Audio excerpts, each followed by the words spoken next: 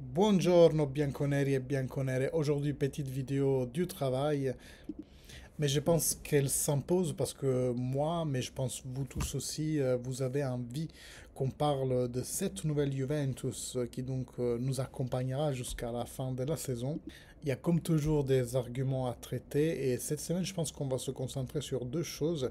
Cette première vidéo qui fait un peu, c'est un peu dans la continuation des précédentes, donc par rapport à tout ce qui s'est passé et comment Tudor est entré encore une fois pour la troisième fois à la Continas. Et puis j'aimerais bien un peu parler avec vous de celle qui pourrait être la nouvelle Juventus. Tout d'abord, avant de commencer, comme d'habitude, à like et commentaire, vous savez que c'est vos interactions qui poussent les vidéos, qui les propulsent dans la stratosphère, comme ça a été le cas pour les dernières. Ça se voit que l'argument vous intéresse beaucoup, donc ça vous coûterait un petit like, commentaire. Inscrivez-vous à la chaîne si c'est toujours pas fait. Activez la cloche, comme ça vous serez mis au courant de toutes les prochaines vidéos. Et donc on y va parce que beaucoup de choses se sont passées. Moi j'ai bien aimé comme Igor Tudor est entré à la Juventus, mais vraiment littéralement quoi.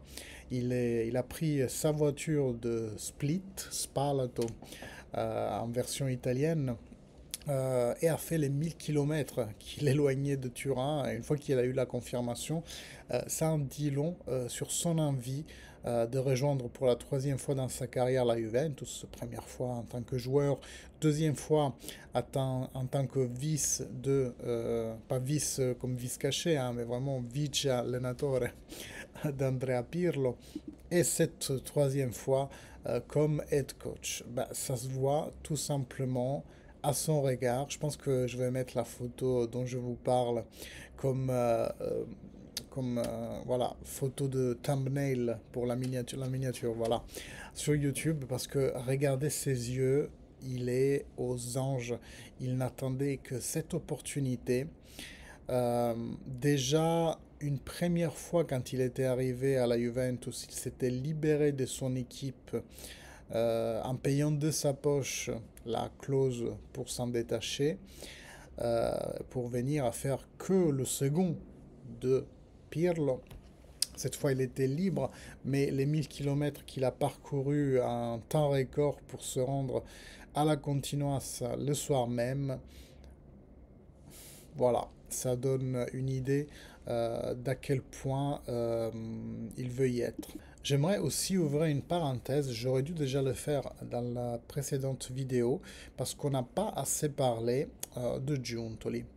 Donc Giuntoli, le soir de Fiorentina-Juventus, a confirmé Thiago Motta, mais les bruits de couloir que l'on entend nous disent qu'il avait déjà en tête de le licencier.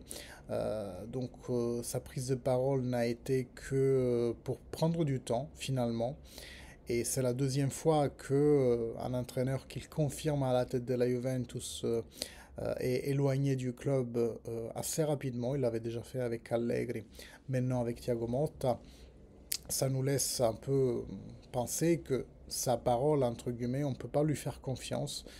Euh, Certes, hein, je vous entends, il n'allait pas dire en pleine saison que l'entraîneur allait être limogé, mais dans ce cas-là, tu prends pas la parole. D'ailleurs, tu l'as jamais prise après un match. La seule chose qu'il avait faite, c'était cette courte interview le jour après Empoli avec Sky Sport, mais c'était le jour d'après. Donc jamais tu as pris la parole après le match. S'il y a plus, c'est pour nous dire des sottises, parce que tu sais déjà que ce sont des sottises. Pourquoi faire en fait? Et on n'en a pas assez parlé de Giuntoli parce que Thiago Motta, c'était son choix. La première année après l'arrivée de Giuntoli, il y avait Allegri, c'était un entraîneur qu'il avait trouvé sur le banc, donc c'était pas tellement sa responsabilité, il a dû faire avec. Sauf que cette fois, c'est lui qui l'a choisi, c'est entièrement sa responsabilité, l'échec de ce projet avec Thiago Motta. Je ne dis pas que, attention à la première erreur, tu dois être mis sur le banc, mais je pense que la propriété, et donc quand je dis propriété, c'est même pas Scanavine Ferrer, hein, c'est directement John Elkann. Maintenant, ils attentionnent de près les choix de Giuntoli, Dans une des dernières vidéos, je vous disais d'ailleurs que le choix de Giuntoli aurait été Mancini, alors que la société a imposé que ce soit Igor Tudor, déjà parce il connaît la Juventus en tant que joueur, en tant qu'entraîneur, et c'est non négligeable pour quelqu'un qui rentre en course dans une saison, rien que basiquement connaître les gens qui travaillent à la Continas, ça, il n'a pas besoin d'établir de nouvelles relations, il connaît déjà tout le monde là-bas, il connaît les structures, il connaît les personnes, c'est non négligeable pour un entraîneur qui reprend en cours un projet. En deuxième, parce qu'il connaît la Juventus et sait que ça veut dire une Juventus gagnante. Le genre de Juventus que, comme le raconte souvent Montero et Del Piero, quand dans les vestiaires on faisait match nul, les gens étaient fâchés comme si on avait perdu 4-0. C'est cet esprit-là qu'on doit ramener au club, l'esprit de la victoire à tout prix.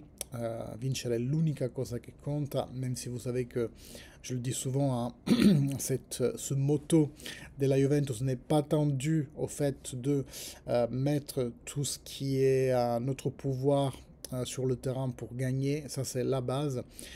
Ça avait été plutôt dit par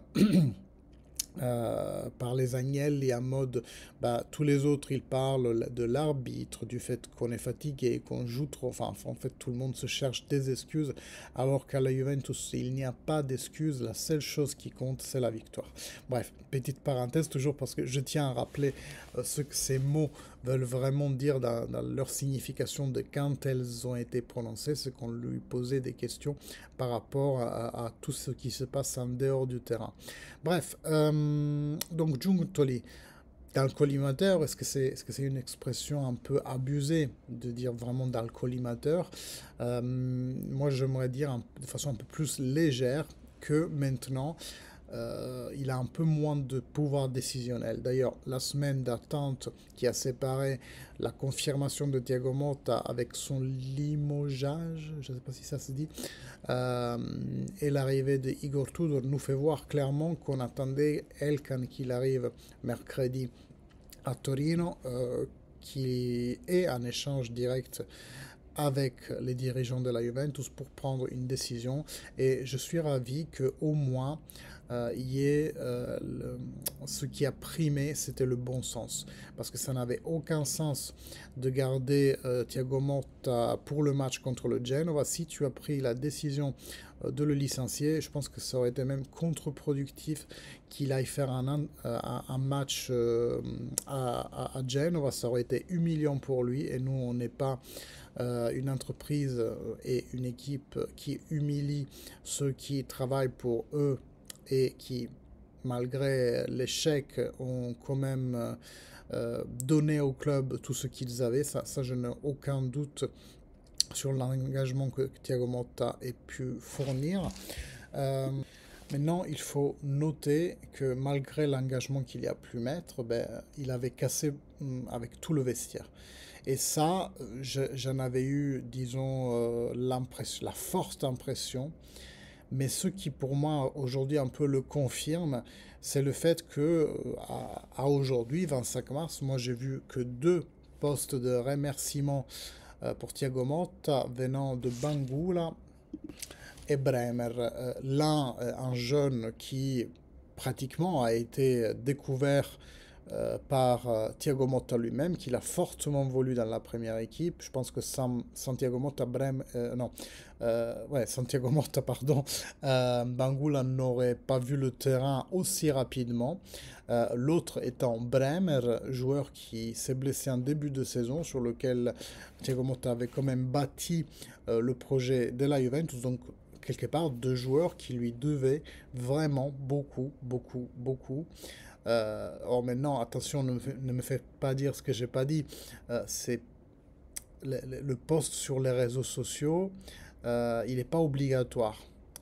Néanmoins, il faut considérer que dans la société dans laquelle on vit aujourd'hui, si à chaque fois qu'un entraîneur part, il y a tout le monde qui fait un post, et ça se voit vraiment de partout, c'est quand même bizarre de voir que sur une trentaine d'éléments, allez, 20, 30 éléments qui composent l'équipe, personne ne le fasse. T'es quand même un peu obligé de le faire. Le fait que personne le fasse, pour moi, ça pourrait éventuellement encore confirmer.